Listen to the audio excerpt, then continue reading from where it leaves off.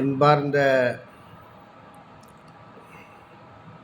விடுதலை சிறுத்தைகள் கட்சியின் தலைவர் அண்ணன் எழுச்சி தமிழர் ஒடுக்கப்பட்ட மக்களின் விடுதலைக்காக தன்னை அர்ப்பணித்து கொண்டு தொடர்ந்து தன் வாழ்வை அர்ப்பணித்து கொண்டு களப்பணியாற்றி வருகின்ற எழுச்சி தமிழர் அவர்களுக்கு என் முதற்கண் நன்றியை தெரிவித்துக் கொள்ளுகிறேன். விடுதலை சிறுத்தைகளுக்கும் என் தமிழ் சொந்தங்களுக்கும் அனைத்து தமிழ் குடி உறவுகளுக்கும் இந்த பிற்பகல் நேரத்தில் உங்களை வணங்குகிறேன், உங்களுக்கு மரியாதை செலுத்துகிறேன். என்னவென்றால்,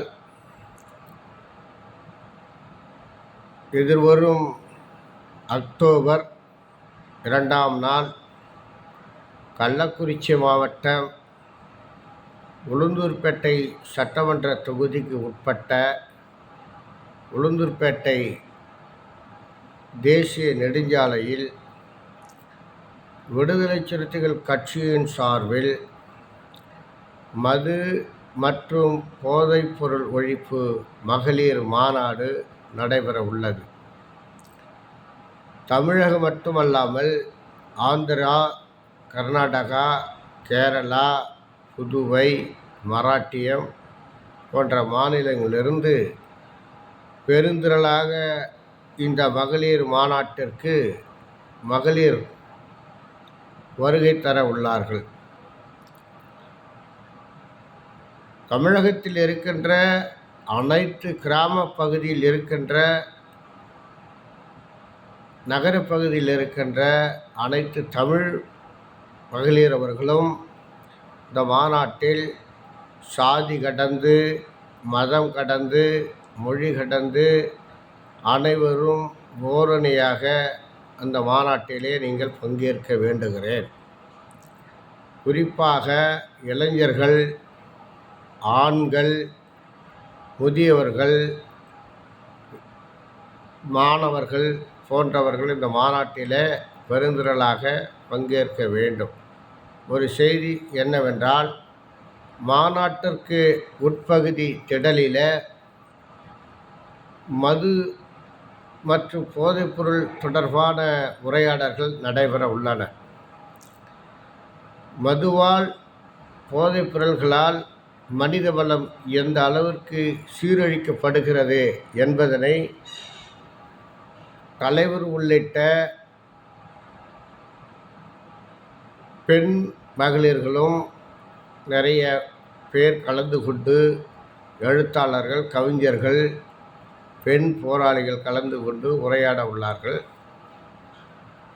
பல்வேறு தகவல்களை பரிமாறிக்கொள்ள இருக்கிறார்கள்.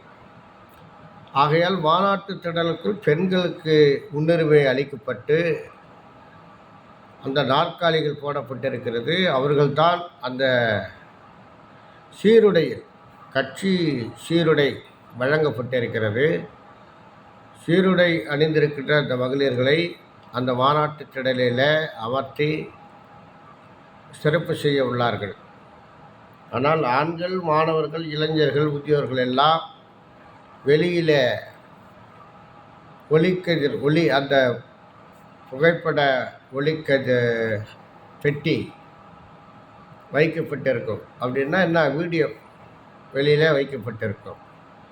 வெளிப்புறங்களில் நின்று நாம் பார்க்க வேண்டும். குறிப்பாக மாநாட்டிற்கு வருகின்றவர்கள் தலைவரின் ஆணைக்கிணங்க, அவரின் வேண்டுகோளுக்கிணங்க உள்ளபடியே தலைவர் மீது பற்று வைத்திருக்கின்ற தம்பிகள், சிறுத்தைகள், தோழர்கள், தோழமை சக்திகள், ஆதரவு கட்சி நண்பர்கள், கூட்டணி கட்சி நண்பர்கள், கூட்டணி கட்சி தோழர்கள், எதிர்கட்சி நண்பர்கள், எதிர்கட்சி தோழர்கள், எதிர்கட்சி தலைவர்கள் மது அருந்தாமல், போதைப்பொருள் பயன்படுத்தாமல் அந்த மாநாட்டிற்கு வர வேண்டும்.